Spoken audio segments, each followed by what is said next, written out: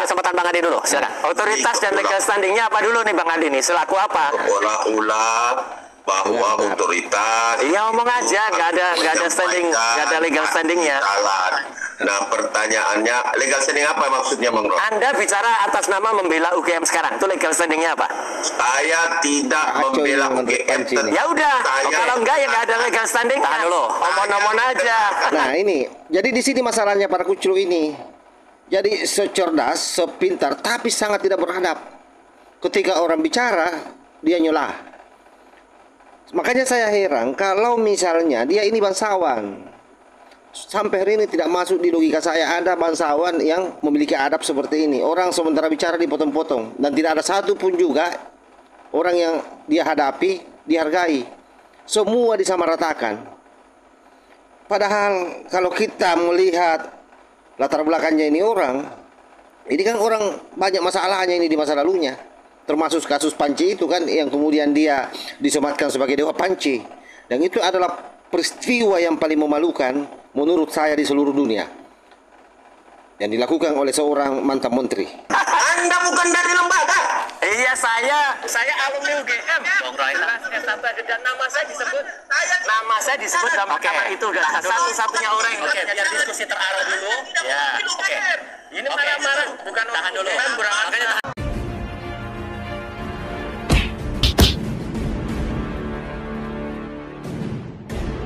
Assalamualaikum warahmatullahi wabarakatuh. Om Swastiastu, Namo Buddhaya, salam kebajikan. Sahabat-sahabat dimanapun juga berada, kali ini ada satu video menarik 4 jam lalu ya. Ada diskusi yang terjadi antara Roy Suryo bersama dengan Ade Darmawan, salah seorang pimpinan dari Peradi Bersatu yang melaporkan para kuclu ini ke Polda Metro Jaya. Nah, ada hal yang menarik ketika keduanya ini berdebat. Ini terkait dengan pernyataan UGM, baik itu melalui podcast maupun yang disampaikan langsung oleh Ibu Rektor.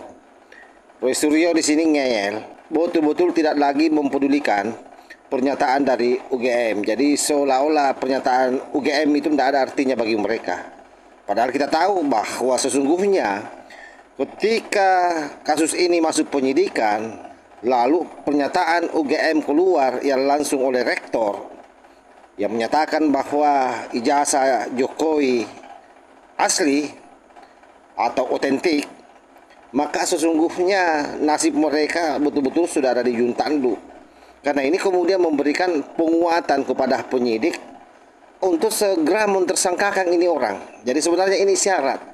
Nah, sebelum kita masuk secara tipis-tipis membahas lebih dalam, ini kita dengar dulu bagaimana perdebatannya. Baik, terima kasih. Makin baik, makin lucu. Kita bahas tadi. Tahan dulu. Saya juga memperkenalkan ada satu narasumber yang bergabung lewat sambungan dalam jaringan. Ada Sekjen Peradi Bersatu Ade Darmawan. Bung Ade dengan Tifal di sini, apa kabar? Ya, Mas Tifal. Ya, Mas Ade. Terima kasih semua sudah hadir dalam diskusi kita kali ini. Sudah keluar sebuah dialog diunggah melalui kanal YouTube UGM durasi 33 menitan. Menurut Anda itu sudah cukup terang menerangkan bahwa ya ini ijazah Pak Jokowi asli atau justru Anda masih melakukan hal yang lain? Ya, saya memang wajib untuk menjawab karena satu-satunya orang di luar Jokowi yang disebut dalam video 33 menit itu yaitu pada menit ke-31 lebih 7 detik adalah Roy Suryo. Nama Anda. Ya. Jadi gini, lihatlah bukan hanya videonya, tapi komentar di bawahnya. Mostly komentar di bawah itu malah mengatakan UGM makin rancu. Ya, saya sedih malah memang benar dengan sikap UGM. Benar-benar tidak profesional. Baik jawaban dari Rektor Coba bayangkan Roy Suryo dengan sombongnya mengatakan bahwa sikap UGM itu tidak profesional. Padahal sebenarnya dalam posisi ini UGM sudah benar mau menegaskan bahwa kalian ini akan dipenjara nanti karena Pak Jokowi itu ijazahnya asli. Tapi dasar memang dakjal ini mereka semua ini tidak mau mendengar hal tersebut. Malah merasa bahwa UGM ini tidak ada apa-apanya, tidak profesional. Istilahnya tidak bagus kalau Roy Suryo mengatakan yang disampaikan oleh rektor dan para civitas akademik yang melakukan podcast itu, ini adalah informasi sampah saja yang tidak terpengaruh katanya dengan isu yang dia keluarkan. Nah, tapi sebentar kita akan mendengar bagaimana Roy Suryo ketakutan begitu ada dermawan bicara.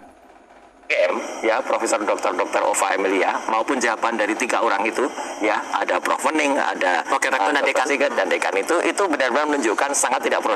Dari sepanjang itu tidak ada satupun bukti yang ditunjukkan. Dan kalau pemahaman mereka, misalnya Mas Tifa, soal undang-undang keterbukaan informasi publik, ya, ada soal yang ranah private dan kemudian ranah publik, ya, mestinya ada juga beberapa ranah publik yang disampaikan. Tentu salah juga kalau mereka nggak menampilkan skripsinya. Bagaimana? Skripsinya itu ranah publik. Dan ini sangat bertolak belakang dengan apa yang kami tulis di buku. Ya, yang itu di sini ada foto langsung dari Pak Dekan Sigit Sunarta yang pada tanggal 24 Oktober 2022. Ini benar dengan berani memamerkan fotokopi, cukup fotokopi nggak apa-apa. Fotokopi ijazahnya Jokowi itu di Fakultas Kehutanan dan waktu itu ada wartawan Kompas ini. Oke, sehingga Anda menangkap kesannya ini apa kalau gitu? Ya berarti UGM ambigu.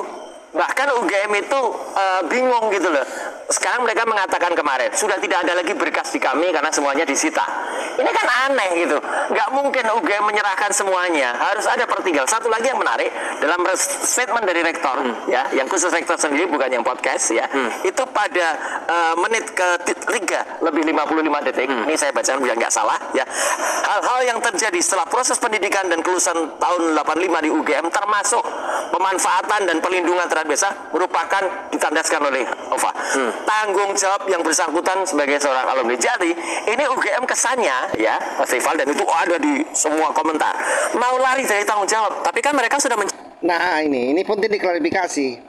Jadi pernyataan Ibu Rektor yang mengatakan bahwa segala sesuatu yang terkait dengan ijazah yang sudah diambil oleh yang punya atau yang memiliki itu ijazah tanggung jawabnya.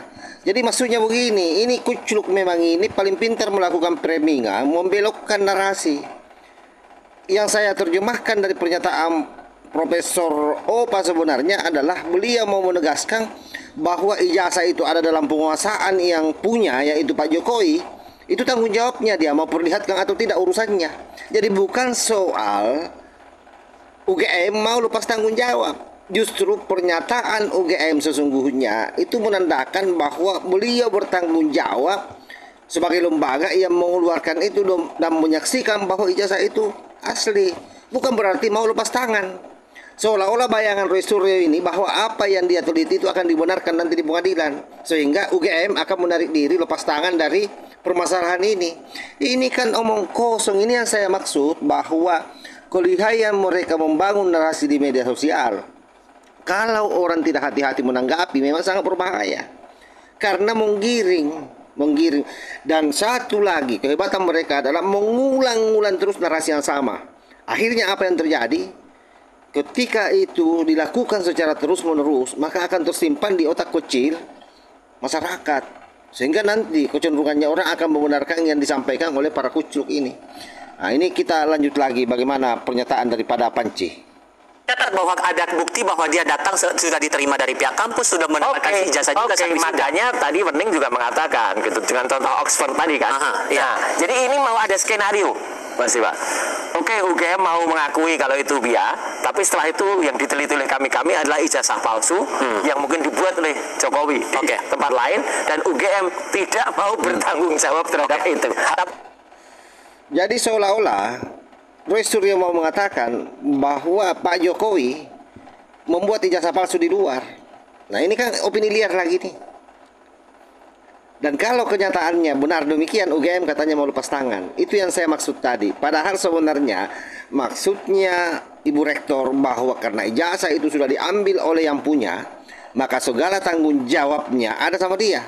Tanggung jawab yang dia maksud. Karena kan selama ini para kucluk berjuang keras bagaimana supaya Jokowi memperlihatkan ijazah. Yang dimaksudkan oleh Ibu Prof itu Pak Jokowi mau memperlihatkan atau tidak urusannya, karena itu tanggung jawabnya. Bukan UGM lagi. Dan memang begitu, ketika ijazah sudah kita pegang, kampus pasti sudah tidak mau tahu lagi. Oh, apakah itu ijazah? Kan seperti itu. Apalagi sekali lagi saya sampaikan bahwa narasi busuk mereka ini adalah hari ini satu-satunya yang dia sangat harapkan untuk menunda-nunda proses ini, bagaimana ijazah itu katanya diperlihatkan oleh penyidik, karena di tangannya Jokowi sudah tidak ada, karena dia sudah store ke polisi. Nah itu terus yang dia kejar. Kita lanjut. Tapi itu pun sudah kami jawab semua dalam buku Jokowi's White Paper. Dan ini detail sekali dalam buku ini bahwa 99,9% skripsi dan ijazah Jokowi telah palsu. Harusnya kami bisa Tapi mengundang yang dari pihak orangnya- UGM, tapi sampai dengan saat ini belum ada perkenan dari pihak UGM untuk Ayo, ikut diskusi UGM, kami soal ini. tunjukkan. So kalau begitu sekali. menurut Anda Bung Ade, karena ada pertanyaan juga begini Bung, kenapa kemudian dibuat dalam bentuk video rekaman dialog, kenapa tidak dalam diskusi terbuka yang dihadiri oleh wartawan? Akhirnya kan ada kesan bahwa ini sengaja Nah, tidak dibuat mulai secara nih. terbuka. Anda Bang menangkap Ade kesan mau itu juga? bicara, ya. Jadi gini Mas Tifal, saya tanggapin Bang Roy terkait bahwa otoritas ini ada selalu disampaikan dalam setiap narasi Bang Roy ini. Bentar, Nah, ini Bang Ade, Tunggu dulu. Ya. Jadi kesempatan Bang Ade dulu, silakan. Otoritas dan legal standingnya apa dulu nih Bang Ade nih? Selaku apa? Berulang-ulang bahwa Benar. otoritas Iya ngomong aja, nggak ada standing, nggak ada legal standingnya. jalan. Nah pertanyaannya legal standing apa maksudnya Bang Roy? Anda bicara atas nama membela UGM sekarang, itu legal standingnya apa? Saya tidak Kacau membela ini menurut UGM. Panci ini. Ya udah, Saya- kalau enggak ya nggak ada legal standing. Tahan dulu. Omong-omong aja. Nah ini, jadi di sini masalahnya para kuclu ini. Jadi secerdas, sepintar, tapi sangat tidak beradab. Ketika orang bicara, dia nyolah. Makanya saya heran kalau misalnya dia ini bangsawan. Sampai hari ini tidak masuk di logika saya ada bangsawan yang beradab, memiliki adab seperti ini. Orang sementara bicara dipotong-potong dan tidak ada satu pun juga orang yang dia hadapi dihargai. Semua disamaratakan. Padahal kalau kita melihat latar belakangnya ini kan orang banyak masalahnya ini di masa lalunya. Termasuk kasus Panci itu kan yang kemudian dia disematkan sebagai dewa Panci.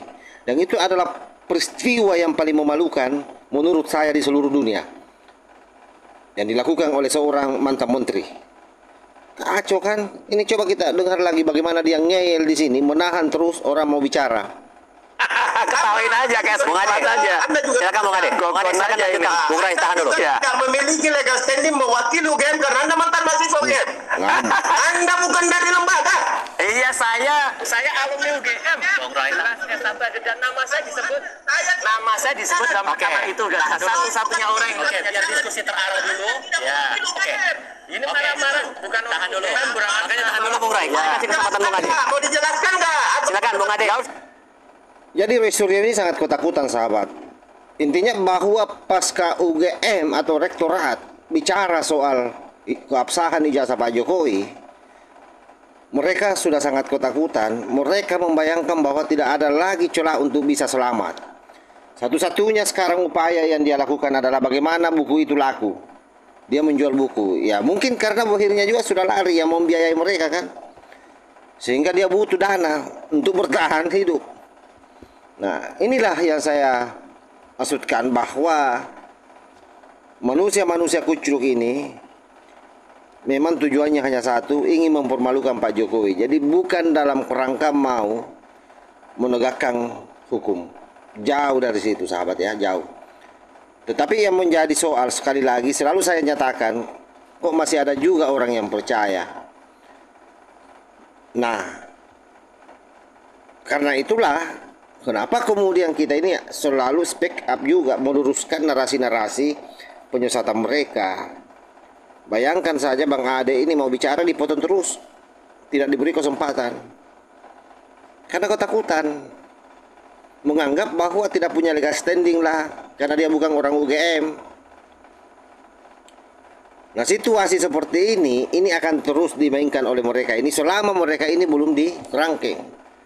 Oleh karena itu sebenarnya kita berharap proses di kepolisian ini betul-betul dipercepat. Jangan terlalu beralasan berhati-hati lalu kemudian membiarkan ini menjadi liar terus. Karena sampai kapan rakyat Indonesia ini akan disuguhi dengan informasi-informasi sampah seperti ini? Manusia-manusia sampah seperti ini sudah harus sebenarnya dikandangkan. Luar biasa memang ya. Sangat tidak bermoral. Jadi jauh dari sematan yang mereka selalu sebut bahwa akademisi, peneliti, ahli. Kenapa ada ahli tidak bermoral? Merasa akademisi tapi tidak jujur, membohong. ya sudahlah. Pada akhirnya nanti kalian akan dapatkan apa yang Anda lagi perjuangkan hari ini. Saya yakin dan percaya Tuhan Maha Adil. Orang seperti Pak Jokowi sudah tenang-tenang diusik-usik. Maka pada akhirnya nanti Tuhanlah yang akan menghukum kalian itu. Saya kira demikian sahabat ya. Sahabat-sahabat sendiri bisa men-tracking informasi selanjutnya apa yang disampaikan oleh Bang Ade. Intinya Bang Ade mau menegaskan bahwa UGM sudah sangat bertanggung jawab dan mengapresiasi apa yang dilakukan dengan membuat pernyataan di media sosial atau di video, termasuk dengan podcast yang dibuat oleh pihak UGM sendiri, membantai seluruh pernyataan-pernyataan para kucluk ini, terutama Panci, Rismon, dan Tipa. Allahul muwaffiq ila aqwamit thariq. Wassalamualaikum warahmatullahi wabarakatuh.